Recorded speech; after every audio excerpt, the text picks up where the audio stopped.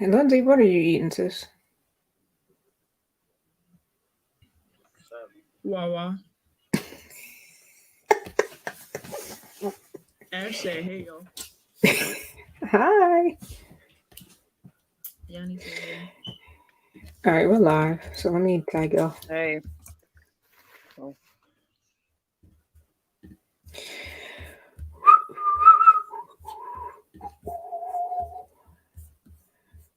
All right, if you're coming in, just please like and share. Let me do this.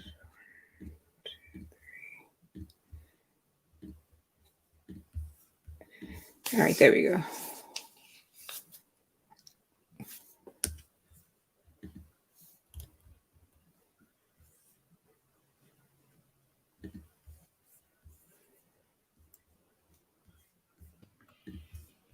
Where did Joe go? Internet. Tragic.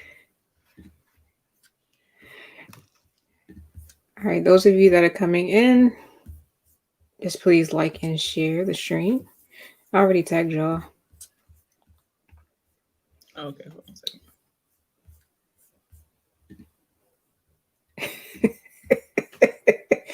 Liz.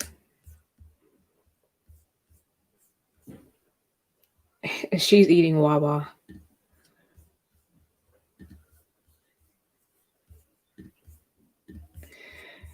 Are we just going to allow a couple more people to get in?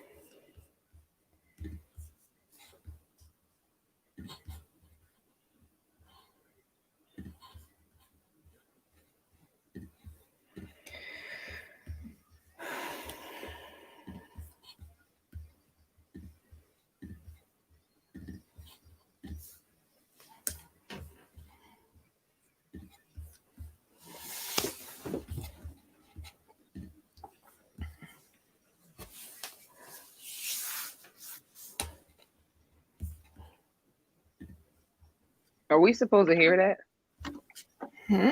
Yeah. I don't.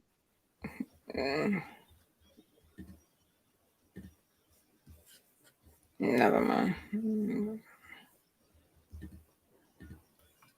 That shirt is so you, Abby. Oh my! I think so too. Thank you. I guess. Hey, Nick. But hold on, lift it up. Let me see the last part of it. What'd you say? Oh, I was talking about Abby's shirt. What'd it say? It says, "Hold on, let me overthink this." Yeah. Whatever. All right, we get ready to start in a few minutes. Today we're talking about money, moolah. So, you know how I am about my coins. Pay your taxes. Yeah. Which means that you Should should be we late get- with the introduction because we know how you are I about got the some coins. checks over here. Now that I need to take. I promise you, you don't pay your tax. You just be blowing on your money. Be broke. No. Lindsay, we haven't started yet. Okay. All right. All right. So we're back with episode, I think it's 13, 14, one of those. But we're here talking about finance today. And, we're going to get into a little bit of different dynamics as far as tithing, cultural differences, investing, credit, all of that. So we're going to go ahead and start. Lindsay, you want to pray? Or RJ can pray?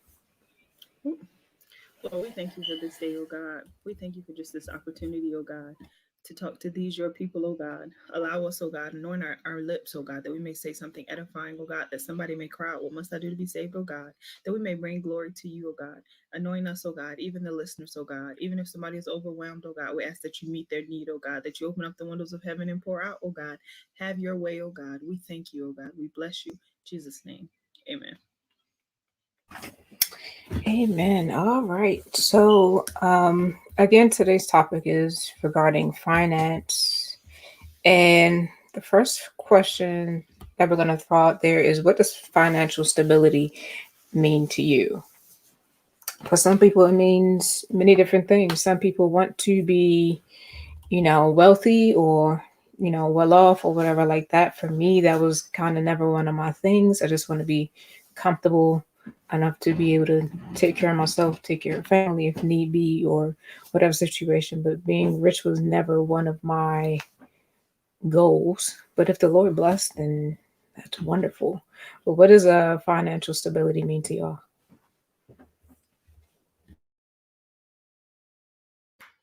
And to me, it's very similar to what you said. It's like, I don't want to be rich, but I want to be able to get what I need. Like, I remember a time of not having what I need. Like, people be laughing. You can't never forget where the Lord brought you from. Remember not having money to put gas in my car. I remember, this is prior to marriage because if you poor, you can ask your husband. But I'm just saying, like, I remember a time of being young and just not having it, or even growing up as in a single family home. Um, there were certain things that were just like vacations wasn't. We ain't have money for no vacation, girl. What? And I used to, be in school with people who could go on vacations and who could do certain things. But to me, it just means like being comfortable, being able to go to the store and get what you need. If you need a car seat, that's $300. Being able to get that car seat, being able to pay my bills, being able to be. I don't need to be like house poor. I know that sounds crazy. Like some people get such big of a house that like all their money goes to the house. You can't do no fun things. I want to be comfortable in the fact that I can go to the store if I want a lobster tail, I can get a lobster tail. Not saying I need 3,000 lobster tails, but I can go get that. I just want to be comfortable in having what I need. If the children need something, if there's an emergency, I could be a blessing to my husband. That's how I want to be. Just want to be comfortable. And I also want to be in a position where I can continuously bless others. Like God didn't give, I don't believe God gives to you. So you can be eating crab legs and steak and your sister is eating ramen and cereal. I just ain't nothing wrong with cereal because I love a good bowl of cereal. And ain't nothing wrong with ramen, but it's plastic. But it's good. I'm just saying, like, I just don't believe that you should have and your brother or sister shouldn't have. I just want to be comfortable. I just want to be able to bless and be able to provide for my needs and some of my wants. Absolutely. Anybody else? Woo! Stability. What does stability mean? I think Lindsay kind of said some of the things that I would say. Like if you want to go somewhere, be able to go somewhere and not be scraping just to go somewhere. I'm sure there will be times in your life where you are scraping to do something, but I don't, not where it's all the time you're scraping to do that something. Being able to travel if you want to, being able to bless somebody else. But let me make this clear: you should be able to be wanting to bless somebody else, whether you are stable or not. Because as the Bible says, it is more of a blessing to give than receive. So you don't always have to be financially stable to bless somebody, because if we believe what the Lord says, we do. He'll take care of us. Um, just just being able to do things without, like I said, scraping. I feel like that covers basically what my definition of stability is, and I mean all of that in a financial way. Not always needing, oh, I don't have it, I don't got it, I don't have it, I don't have it. Just being able to have it and being comfortable enough to say I have it, regardless of what it means. That doesn't mean always giving to people. That means having to do something for yourself, travel, if it's car maintenance, you don't have to charge it and stuff like that. You're just able to do it because you have it. And being able to do that for a longevity, being able to do that for a long period of time, not just one time. No joke. Sorry, I was trying to unmute. No, I agree. Because yeah, it's great to have your bills paid, but you want to, enjoy life too a little bit. So I feel like just, being able to have an all around, I guess, good life, have the things that you need, and even have some wants as well, um, and not necessarily being like Bill Gates or something. So that's what I would look at it as. Pretty much what everybody already said. So yeah. And side note, this wasn't one of the questions, but do y'all believe that money tends to change people, or it only enhances who they were before the money?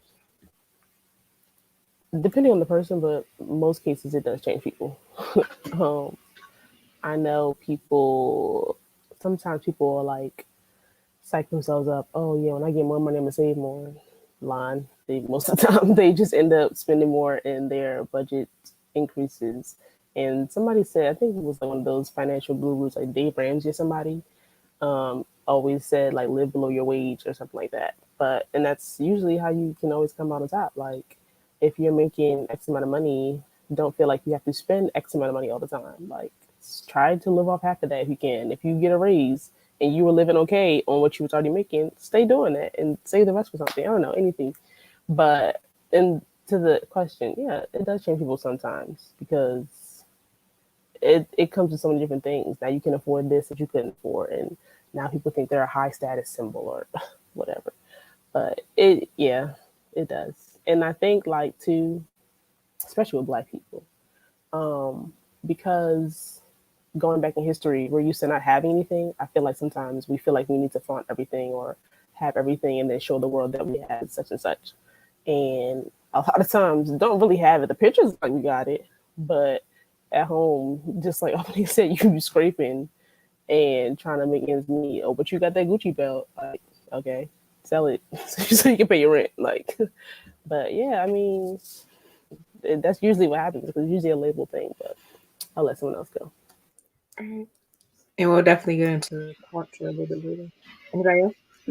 No, that's very true. I believe that it changes people. She said that. I remember a time in my life where I had to have an outfit for a brand new outfit for everything. I'm talking like when I first moved here, young people's meeting, and y'all know how basic young people's meeting is. It's so basic, and I feel like I needed a new outfit, and I had one. Um, Broke, but I had to go get this new outfit, but couldn't go get a $5 chicken box if I wanted to because I was broke. But thank God for my husband. I'm just saying, like that's the type of stuff. Like I believe that it depends on who you are because you can't say the same thing for everybody. Because once you learn, like I have learned from that place for sure. Like I don't need to stunt for nobody. This same jean skirt, y'all about to get it. If y'all get it the second Saturday and the third Saturday, you're gonna get it again. But it definitely depends on who you are. But I also believe that it comes with knowledge. You know what I mean? Like sometimes you do certain stuff because that's all the knowledge that you have and that's all you know. But once somebody shows you like, hey, this is this, because I use my husband for example. I don't believe he could hear me. I don't believe he ever like changed. Like, and I say this like out of like the utmost respect. Like he grew up in shelters and how God has blessed him. And he's such a giver. You know what I mean? Like he. My church here is one of the biggest givers I ever known. I just never met people who gave like that until I moved here, and that's why I give like I give because I saw their example. So I just really believe that it is who you are because of when I look at how he came, he gives more. The more he get, the more he give. And I believe that there are people like that. But you can get out here and get trapped and then got a Gucci belt and ain't got nothing to eat. It's a shame. All right. My next question was, why is having good credit so important? Wow.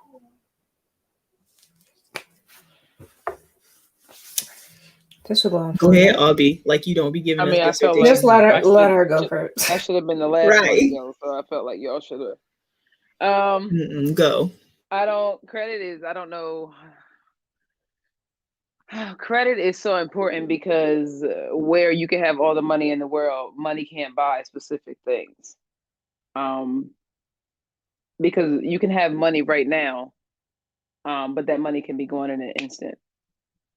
Let me use the Gucci belt reference that Joel and Lindsay just spoke on.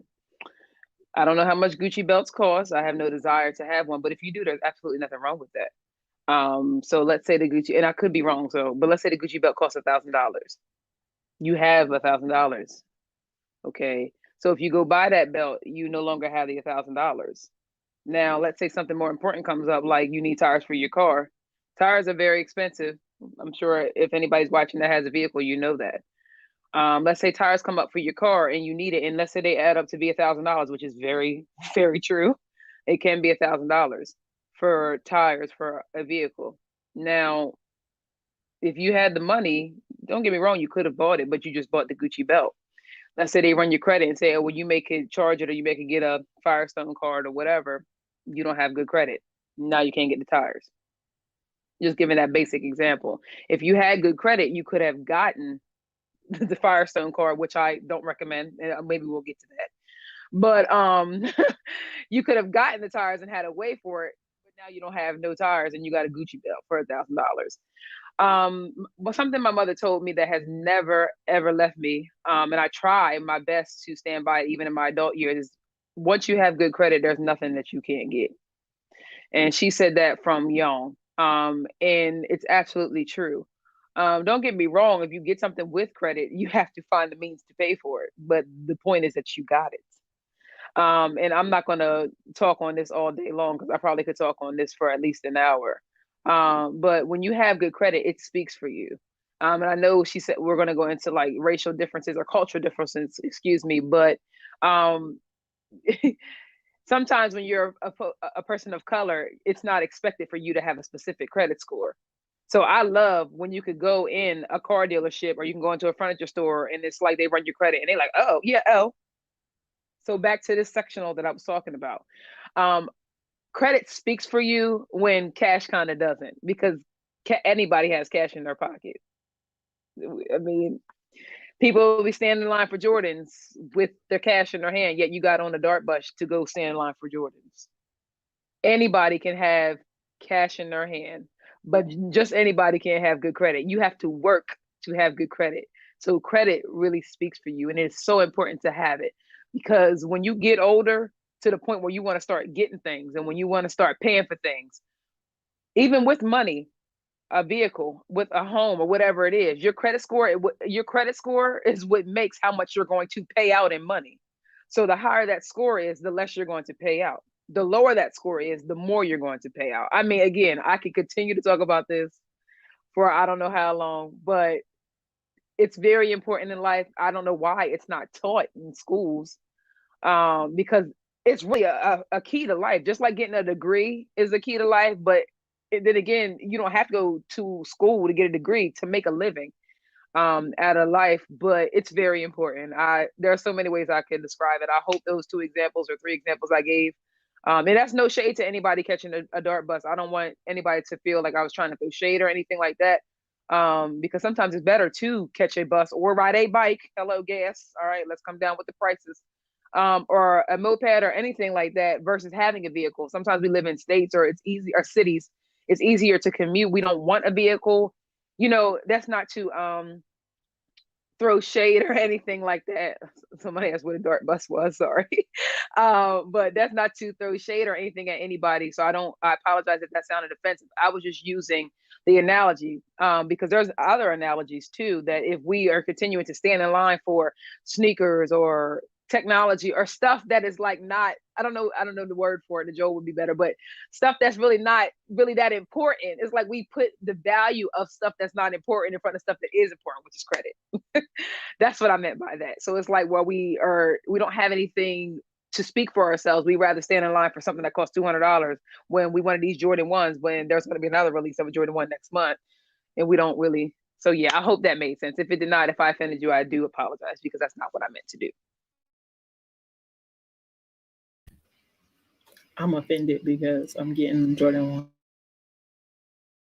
Well, it's okay. Everybody knows I like to shop, so you don't have to be offended, but I do apologize. I didn't want anybody to think that, because I know we all live in different areas, but that was just my example. Just joking. Oh yeah, but I still didn't want anybody to be. But yeah, it's very important. It really is. Anybody else? What was the question again? Why is good credit important? This is why I should have went last, Okay. because y'all knew this. Go ahead, babe. I don't have anything to add. She pretty much wrapped it up. That's why I wanted her to go. I didn't even start. Yeah. All right. So, I mean, we've kind of been going around this topic, but why does it seem that there are cultural differences when it comes to finance? we'll probably talk about this for 30 minutes. Um, well, one of the things Albany just said is we're not taught this stuff in school, which we're not. Um, they're probably not taught it in, you know, prep schools or whatever like that either. But one thing, again, that Caucasian families do or parents do is educate their kids or set their kids up for, financially for the future. So a 17 or 18-year-old will already have like kind of stuff set for them versus with us. We just be popping out babies and we have no direction or no we don't have anything. It's just like we don't have anything set for our kids and at all. But y'all can go ahead. I think it's the lack of knowledge. It, and you don't want to put emphasis because sometimes people didn't know. Like I used this before when I grew up. My mom said some stuff she didn't know. And how can you tell somebody something that you didn't know? And it's a lot of stuff that we are barely skimming the surface as a people right now. Like you got to think our counterparts have been doing this for years. And in our urban areas, there's so many lack of resources in the lower socioeconomic areas. I just wrote a paper and I just had to write a paper on urban schools and rural schools. And your funding is established by where your school is in the sand, in the grass. And there are more resources directed to you dependent upon where your school is. And I think it's like that too in reference to cultural differences. Where you are, there are resources to educate you. And sometimes we don't know these things. And I think that's when it becomes a generational thing. So we don't know. And then some people don't care to know. So they just keep doing it. And it's like 40 years down the line, people living off of subsidized housing. It's okay. I can't say we all, can't speak for nobody, but started from the bottom. My mom, we lived in subsidized housing and God blessed. But you have to have a mindset of not wanting to be there. And I think those are cultural differences. We get complacent on where we are. Not everybody, because one size doesn't fit all. But I think it's a lack of knowledge in our people, and it's a lack of stuff we don't know. There's stuff I don't know to this day. I have a coworker who be telling me stuff. I'm like, how do you know that? They've been doing this for generations. Like, and you say learn it in school. They ain't learning this in school. They learn this at the kitchen table. And it's even stuff that I learned from Nardo that I didn't even know. There's stuff that y'all be talking about all these stocks and bonds. My brain be like, what? What are you talking about? I'll be so confused. But that's the cultural differences. We didn't know. This stuff wasn't readily available to us. And I know people about the world dancing. Once we segregated, there are some people who believe that segregation was the worst thing that ever happened to Black people.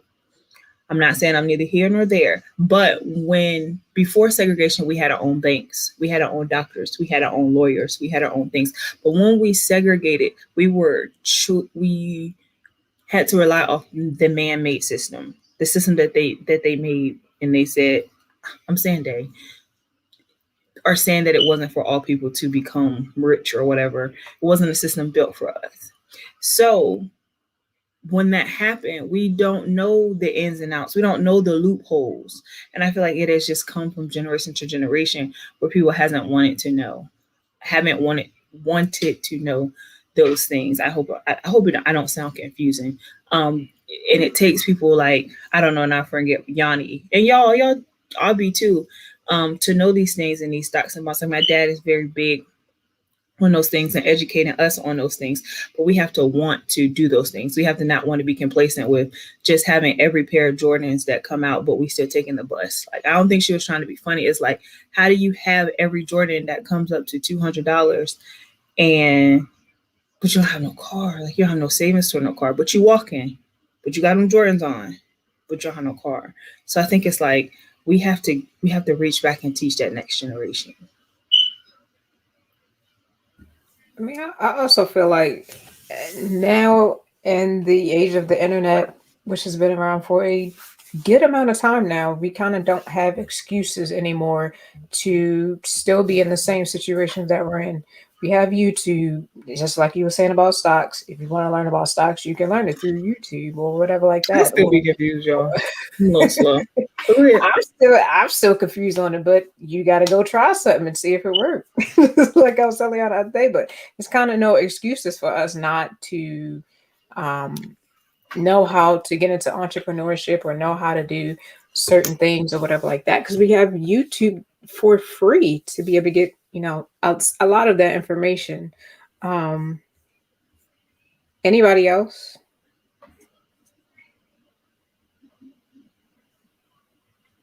I think Okay. Yeah. So I definitely agree that like if it's like our parents in different cultures, if speaking specific, if I'm talking about, well, I don't know, so I just say specific cultures.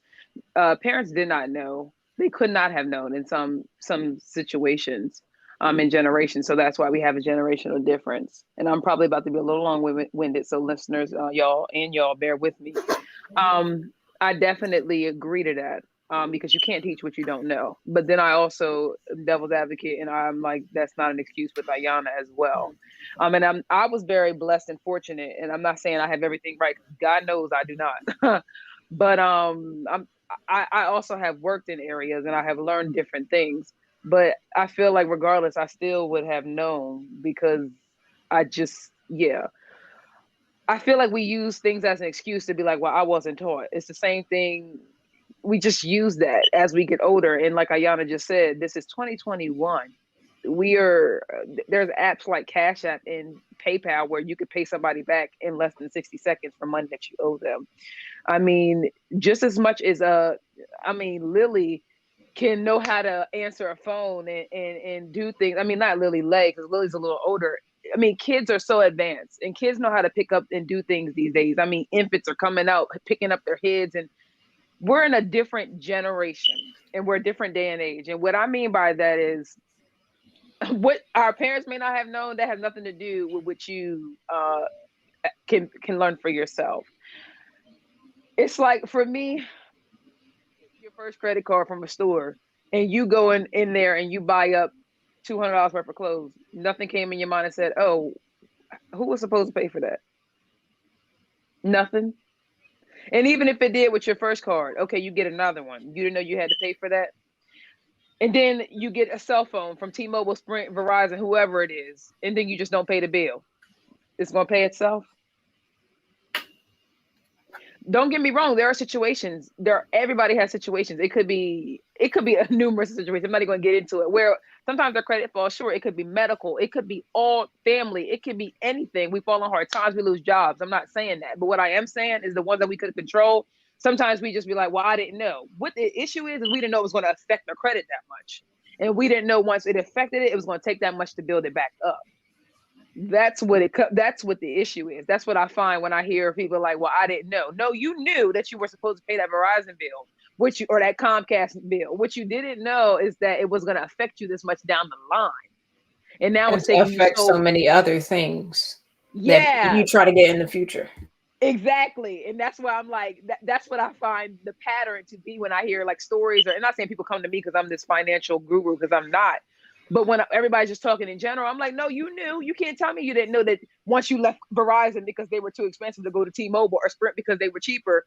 You knew that you had to pay that cell phone off before you traded it in or left, because that's part of the contract. That's part of the terms agreement. You knew that, but you said, I'm not paying this bill. I'm going to T-Mobile or Sprint because they're cheaper. What you didn't know is it's going to hit your credit and it's going to follow you. And now you're going to go get a car, and now your interest rate is like 10%. Because you've done things like this multiple times. So I think we try to use stuff as an excuse, like, well, I didn't know. No, you didn't know. You didn't know it was going to affect you. And I just feel like our generation uses those things. And the last thing I'm going to say is that I was watching a YouTube video, and I've mentioned this before when I was doing something for Bishop Keith Holly Church. I watch this thing every now and then. It was called CNBC Make It. CNBC Make It, and they'll show people of all walks of life, and that all different types of careers make different amounts of their salaries a different amount a year.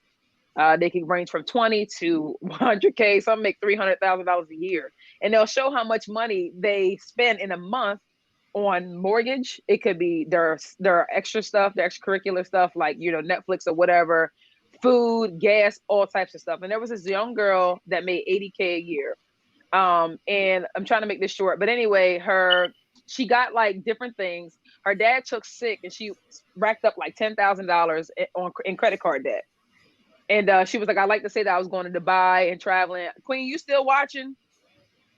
Trying to comment. I don't know if she is, but I knew what Queen meant though. But she was like, I like to say that I went to like Dubai and New Mexico and all this with this $10,000 worth of debt, but I wasn't. She was like, unfortunately, my dad had took sick and I had to travel. He was in intensive care and all that, so I understood the $10,000 on that. But she was like, when I was making 80K, I would do things like Jiffy Lube would be like, "Oh, you want to apply for a credit card today?" And she was like, I would be like, "Well, I make 80K, so why not? I just charge it and pay it off when I get paid." But something happened, and she ended up making like less than half of what she made from a new job. So plus the 10K and then like the Jiffy Lube, all that was meshed together. She ended up owing that money back. And I told Ayana as soon as I was watching, I said, "See, this is the issue with generation. This has nothing to do with cultures now." I said, we will make money and be like, "Well, I'll just charge it or I'll just pay for it later." Instead of just saying, "Well, I make the 80K. This girl, not me." It's like, "Oh, well, I make the 80K. Why don't I just go ahead and pay for it while I'm right here?" Because little does she know, when you charging this Jiffy Lube credit card, that's probably 20% interest. If you're getting new brakes, I'm sorry, y'all, I'm long with it, but it's good information. Trust me. I mean, it's if you listen to what I'm saying, you'll realize it. If you're getting new brakes and they're like, I don't know, what, 150, something like that for your car, why not just pay the 150 with no interest rate at all instead of applying for a new car, which is a hard inquiry? That's the first thing, which is fine because it'll go away in a couple months. And then second, you now have a 20% interest card, a 20% interest rate card on $150, which you're like, I'll just pay for it later because I make 80K. So I'm like, if she continued to do that and now she doesn't make 80K anymore, and now you have like $15,000 worth of debt, this is wrong with our generation. And I told Ayana, I said, if you got 100 people on a poll, you got like a generation that was like 50 and above, you got one generation that was like 30 to 40, you got a generation that was our age, and you got a generation that was like 25 and under. I guarantee you that our generation and the generation of 25 and under, they probably would say they would do the same thing. The other two generations, they wouldn't do it that way because they think of things for the latter. We think of things for the now. Just back to the Jordans. They like, "Oh, well, these Jordans, they retro and these the band one, so I got to get these." No, you don't. How about you save that $200 that you're about to spend because you got 6 other Jordan ones? It's like we don't think about the future. We think about the now. And now back to the cultural differences, and I'm done. I think it goes back to with Black people, my Black people. I'm Black. I love y'all. I think it's because we come from a generation, or we come from a culture where we're not used to having anything. And it's like we feel like, well, if somebody see me with these on, they're going to know I got it. And like, even like talking to some other Black guys that are like single or dating, they'll be like, well, a girl, when she sees you with these or she see you with this type of car, she going to think you have the money. And I'm like, well, I'm not like that, because just because you drive a Beamer with some type of rims, that don't mean you have, that don't dare say nothing to me. It really kind of doesn't. I mean, it tells me you have a nice car, but it doesn't tell me what type of guy you are. And even further, it doesn't tell me nothing about your goals, because you could be paying $800 to $1,000 a month for that car, and your interest rate be probably just as much as that, 8 to 10%. So it's just a lot. And I probably went off topic. I'm sorry, but I just wanted to share that story about the girl from CNBC Naked, because I was like, this is our issue. We think in our minds, oh, well, I make this amount a year, I make this amount an hour, I'll just pay for it next week when I get paid. Or you could just wait till you get paid to get it. The Joe would testify to this, because I'm guilty of it too. I'm like, this is cute. Do you have something similar to that at your house? Do you really need it? Because that $70 that you're getting ready to pay for whatever it is, you could just save it. I mean, it's just, yeah, I'm just done. But I hope somebody got something out of what I shared, because I got something out of watching the video myself. So hope it makes sense. Another thing that I would say is, as Black people, we don't read anything, or we don't like to read. I don't like to read, but most of us, we don't read. We don't read contracts. We don't read anything. Right. Well, not all of us, but most of us. When you okay, you go to a car dealership or you go in a store and you get ready to buy something. You don't even know what the interest rate is. You don't even know the terms of that contract fully, but you're putting your signature on it. We don't read. Now, Joe, you want to go ahead? There's definitely, I mean, I'm not saying there's not generational issues, but there's definitely cultural differences. And it kind of goes back to what I started saying a little bit earlier. Like, I feel like it's a part of like that influence that's just around from peers.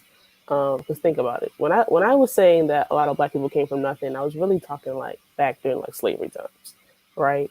So now we're Right. free, do whatever we want, and we gonna do it up because we're free and we can do whatever we want. And I was kind of laughing I even to am myself free. yesterday.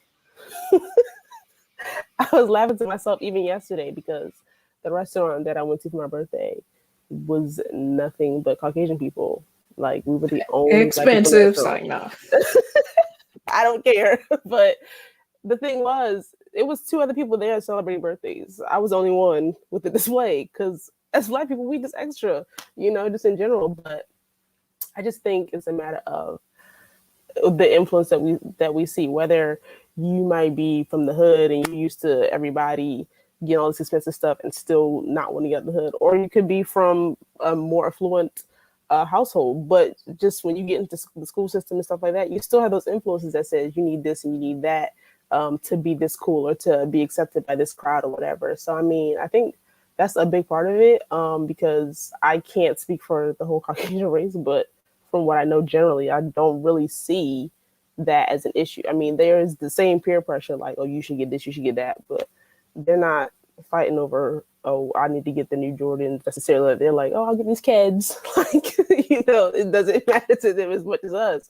So I just think it is like a passed down influence because of what they've seen behind them or whatever, but it's also a matter. I just think, I don't know, I feel like we always feel like we have to do the most, and we do.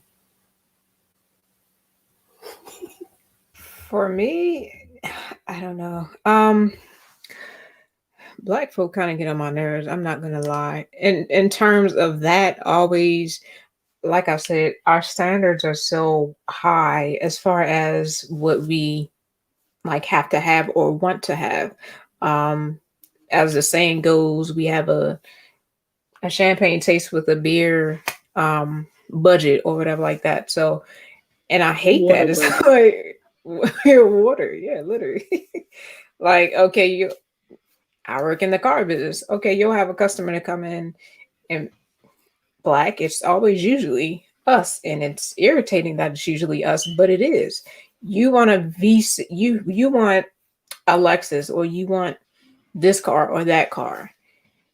Okay, I'm gonna go through the nut, the because the sad thing is that I'm already asking questions to prepare myself for what I already think you can qualify for. And it's bad that I have to do that, but that's the reality because these are the situations that you run into. So, you want a V6. Why? Where are you driving? Are you racing somewhere? Why do you need a V6? Like, but your credit score is like 500. So how do you logically think in your mind that you can afford this vehicle, or I don't, it irritates me. It really does. But it's very sad because unfortunately, again, we can't say that we don't know because there's too many resources out here for us to use. Um, and I did want to add to that question with this short vid. One sec. RJ.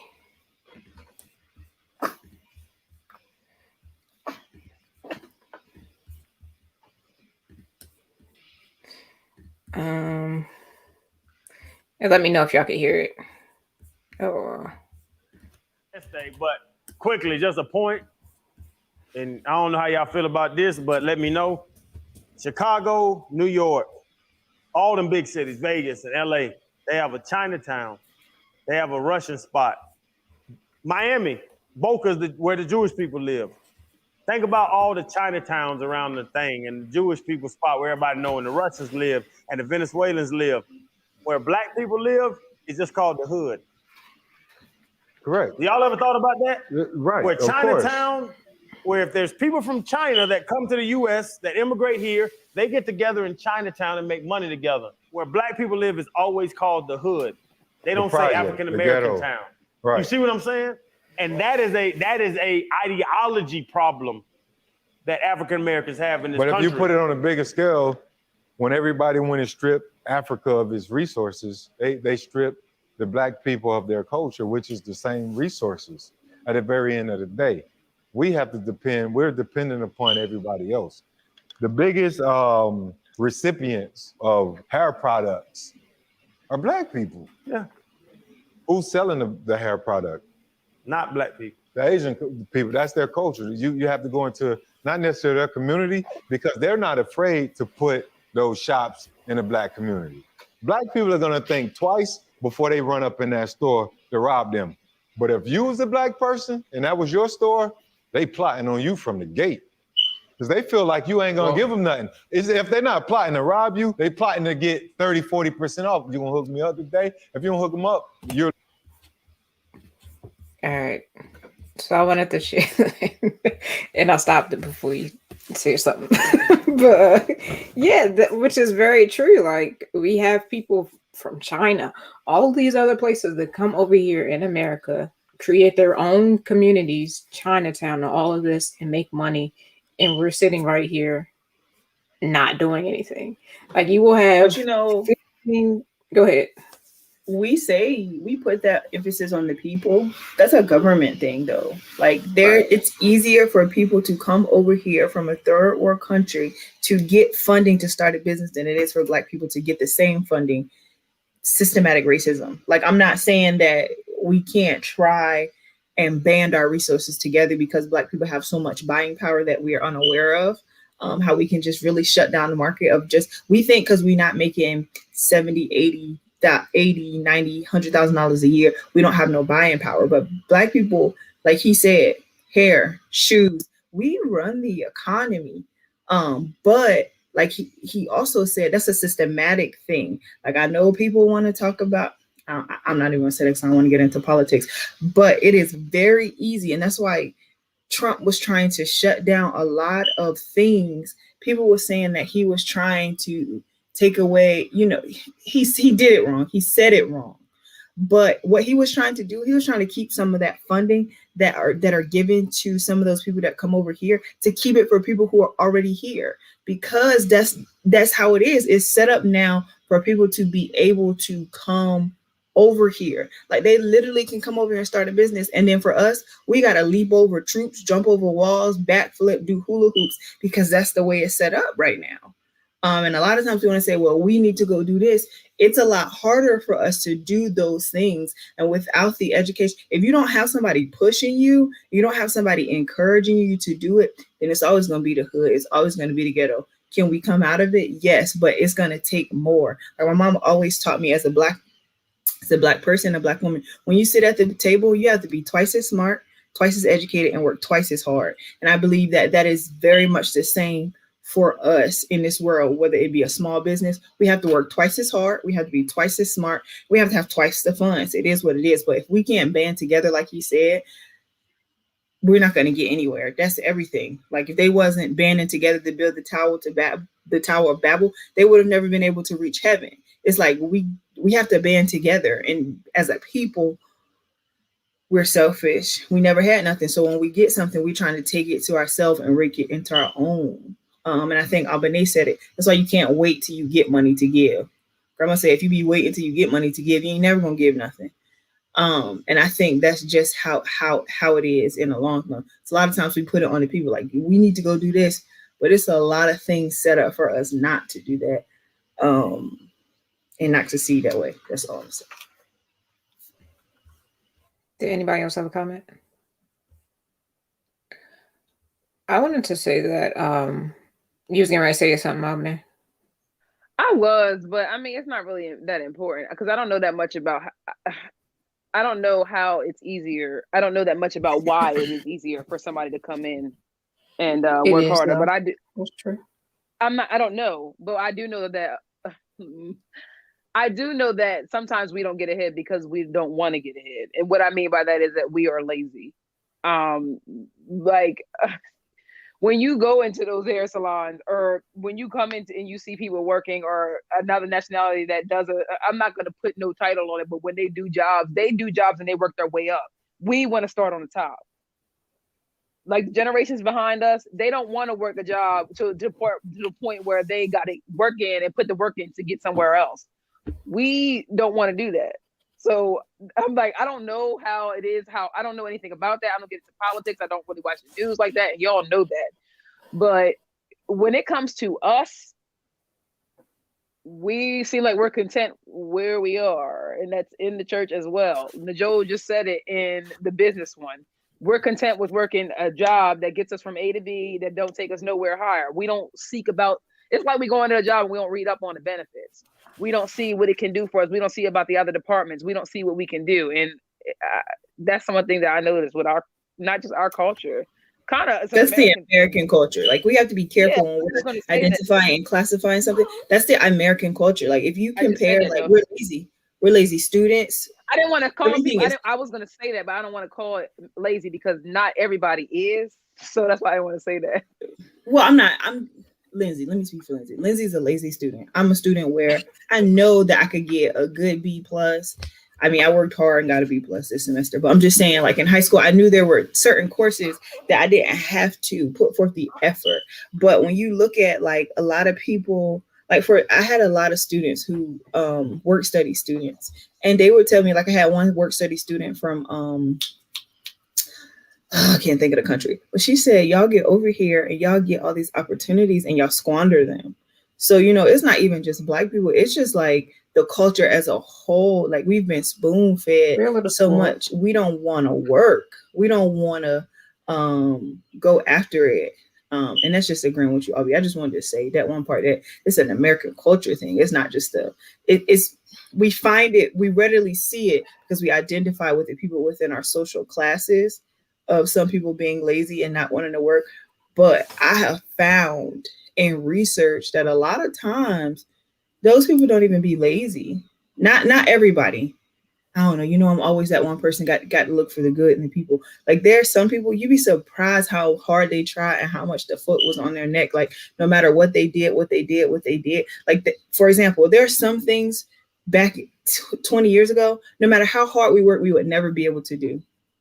But it's because of certain people who paved the way for generations that we can do stuff now that we could not do then. That's all. Yeah, that's basically what I'm saying. I do think, how do I put this? But I don't want to offend anybody. But I think basically we are used to having things. And when you're used to having things, and then somebody else comes over from another country and they go, because they're not used to having what we have. So they they go past us because we've been sitting here this whole time and they went for it. So that's why I think that happens sometimes. But I don't know about businesses and all that because I'm too lazy for that. So I think another thing is the problem isn't always necessarily our income or how much money we make or don't make or anything, but our mentality. Again, like Joe was saying, using what you have and putting it to good use, or knowing how to manage your money. So in the video, like I was just showing earlier, which they're all professional, retired now football players, they were like, you know, as soon as we get drafted, everybody's crying. Why is the whole family crying? Because I've made it. Like, you don't have to go to football practice. You don't have to do anything, but you're crying. Because it's that pressure now that, okay, this one person make it, so now we're good. So they like, one of the hardest things is telling your family members, no, you know what I mean? Or they'll be like, one of the athletes was like, I've told my family members, you come up with the business plan, I'll fund it. They've never came up with a business plan. Why? You have the funding here, but you have yet to come up with a business plan. That's a mentality thing. Like, you have free money with no idea. So that's one of the issues too, is our mentality, not necessarily, you know, kind of the other things. Which leads into probably the next question. Why is it important to do research before making an investment or a big or a big decision, whether it be buying a car, buying a house, or anything major? Why is it important to do your research beforehand? Because you need to know what you're getting into. I can't say this enough. I am one that does not like to read. I don't like to read. But when it comes to like, I'll just use a car. If I'm not reading it, I need you to tell me what this is for. Now, of course, when you have a car, it's like the white sheet, the yellow sheet, the pink sheet, it's all this fine print. Oh, you better believe that fine print is there for a reason. But I need you to tell me what this is all about. But it's so important to do your research, because you need to know when like you just need to know you're getting the best deals. You need to know what you're getting into, because when you say, oh, well, I didn't know that, when it comes into like terms and conditions, okay, terms and conditions of your loan. These are the terms and the conditions. Once your name is on there, that wet signature, I don't know what to say. You have agreed to the terms. And it's funny because we do everything now electronically, and it's like, so you tap that button and you continue on and tap continue. That's like, I do it all the time. Apple be like, update. I'd be like, I don't care what y'all talking about. Update my phone. Like, I don't care. But there's a reason for that. So when y'all be like, oh, this new iOS 15, I don't like it. Terms and conditions, baby. That's what you agreed to. So if something happened with your iPhone 6, because we on, what is it, 15, 14 now, 13, I don't know, I don't have it. So that's what you're agreeing to. It is so important, because you need to know what you're going into. And not only that, it doesn't say this, but do your homework.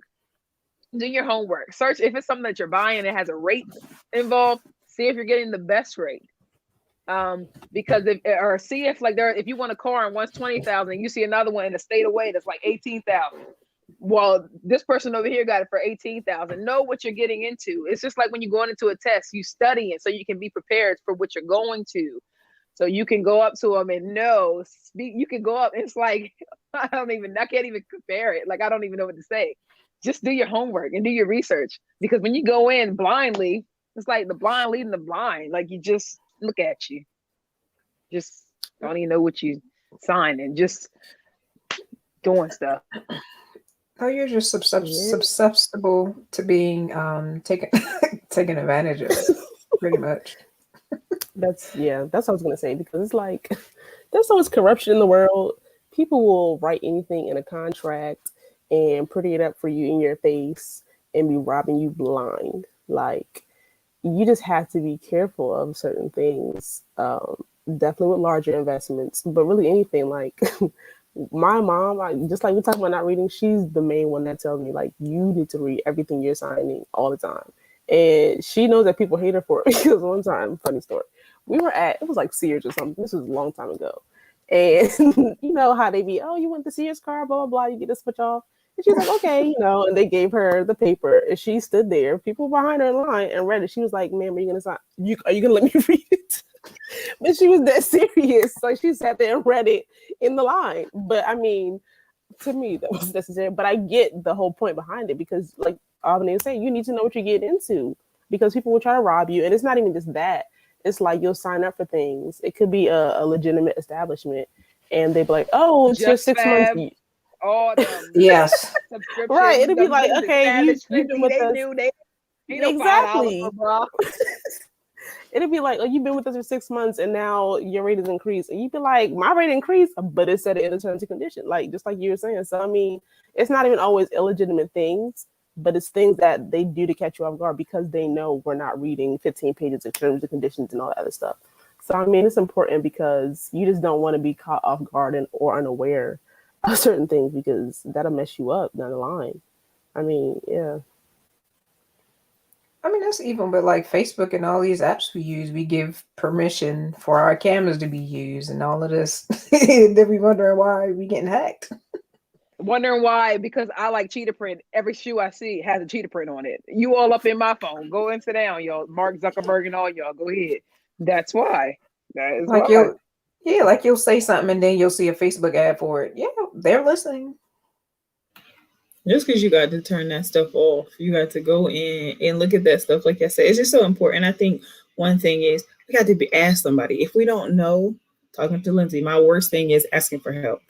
We call it, I don't know what syndrome it is, but I don't like asking for help. Pride? Like, and especially if you try to make me feel like I'm slow or I guess that's different. I'm struggling.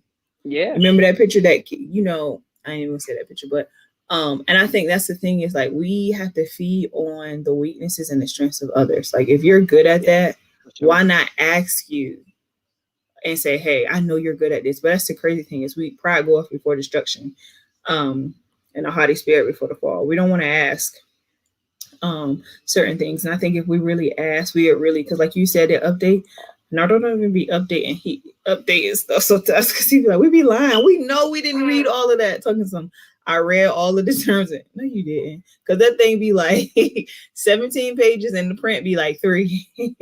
And it's like, man, people will. I think the crazy thing for me that I had to learn is I didn't think people could be as wicked as they were. You know what I mean? Like you don't think people can be as evil as they can be, but they will be. And I never forget when Lily went to daycare for the first time. I read that contract through and through, and I told the lady, I said, some of your stuff.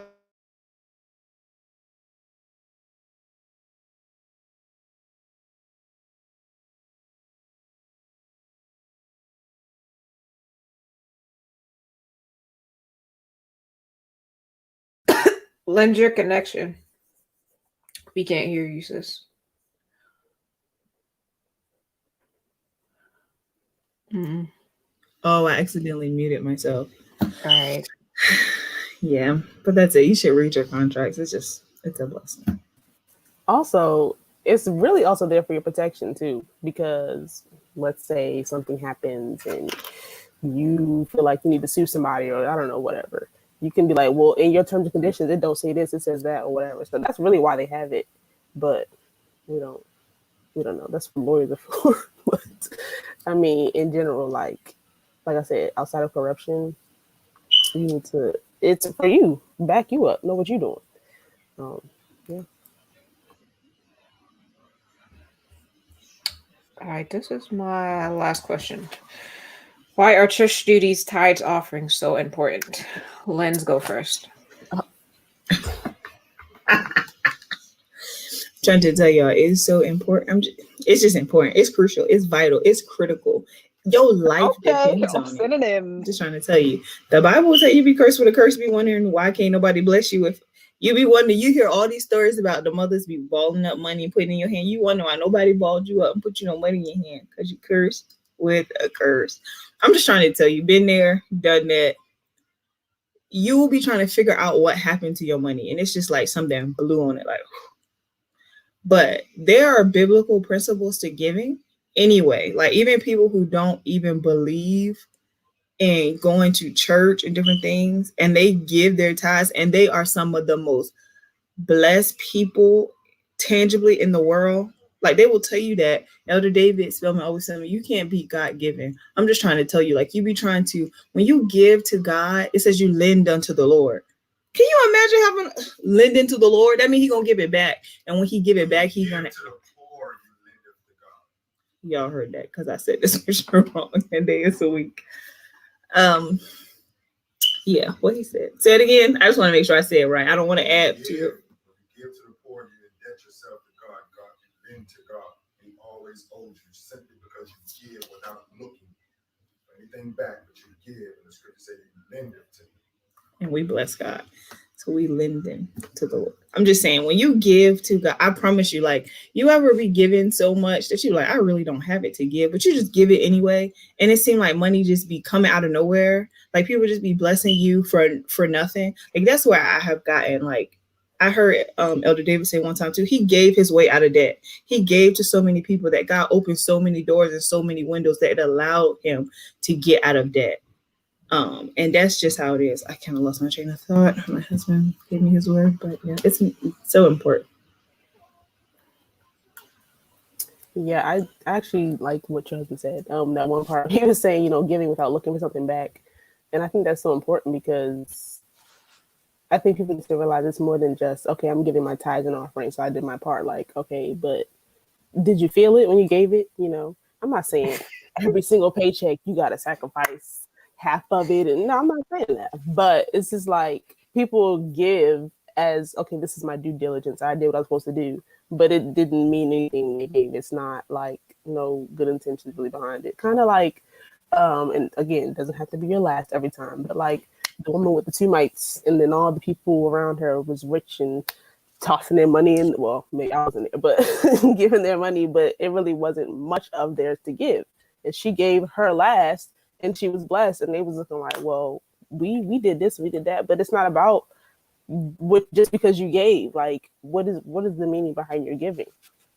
Hello, but in general, it's important because, and it's not just monetary blessings. Like, you are going to be blessed, and you'd be surprised at the blessings. Like, to me, sometimes certain things happen, come my way. I'm like, wow, like, it just shocks me. And then you be like, look, God, you know how Black people are, but it's so vital, and just first and foremost because Scripture says to do it, and just to, in general, like, watch things play out in your life as a result of what you're doing. And the more you give without the intention of, I'm giving this so I can get it back or whatever like that, you're going to be blessed even more, because then it's not even about like, what you're looking for. It's just because that's what you're supposed to do, but not just that, because you have a positive intention, and not like money grubbing.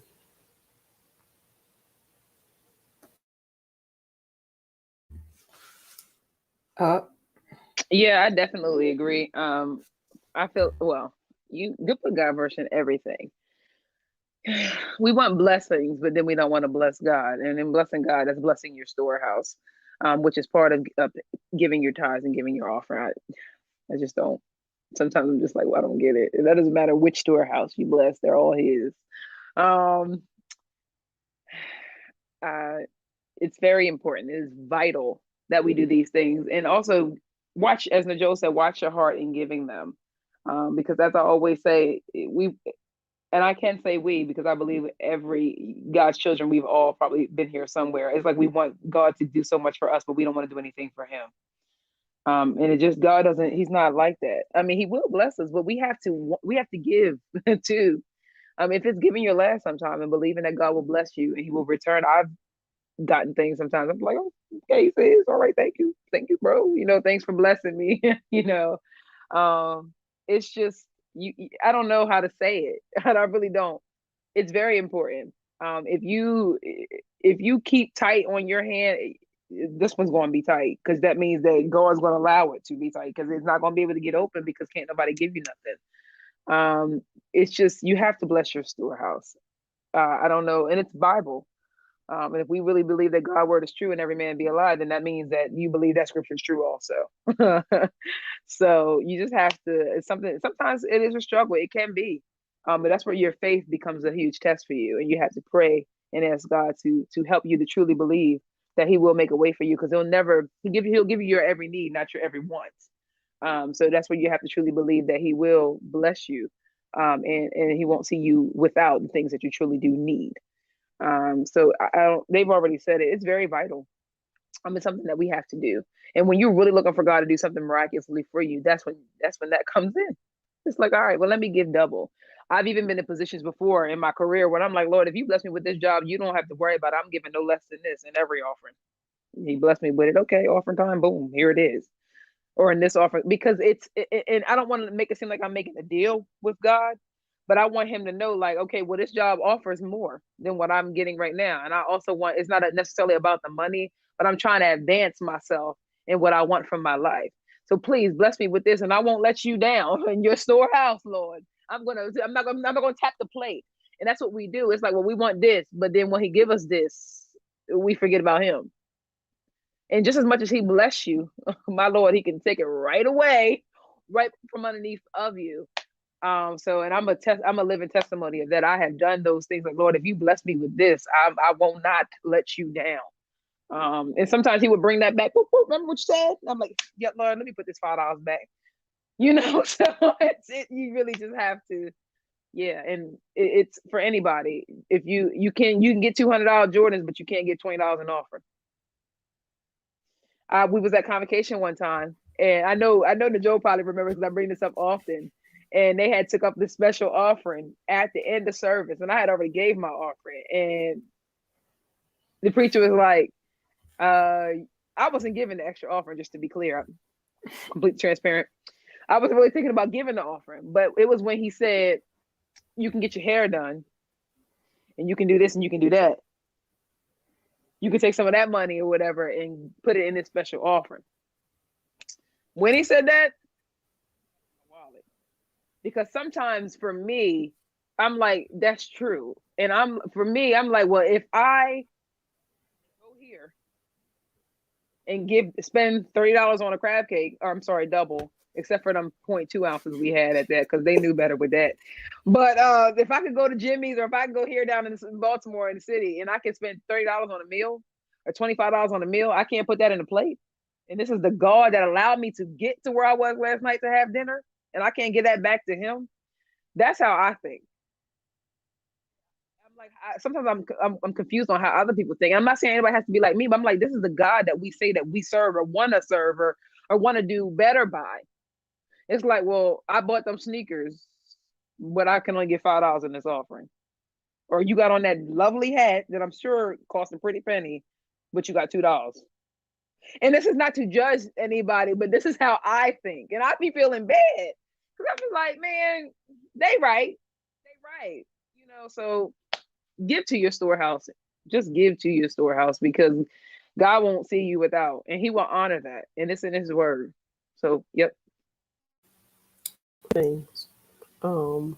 Yeah, I like what Albany was alluding to, because like when you think about it, you can be, I don't know, working a job that's just not doing it for you, and you like in the depths of your despair, you not even really making paycheck to paycheck, like you just struggling, you praying and praying and praying. It's like a lot of times we get where we've asked God to put us, and then we forget about him, and then we hoard all our money, and we can only give $1 still, and it's like you got blessed now, so you can give more than $1, at least double, triple, whatever. But it's just like that happens so much. Like we're struggling, and then you get that blessing, and now you don't want to use it. And just like she was saying, it can get swept right from under you. And me personally, I'm not saying this has to be anyone's personal conviction, but for me personally, when I get paid, the first things that come out are tithes and offering.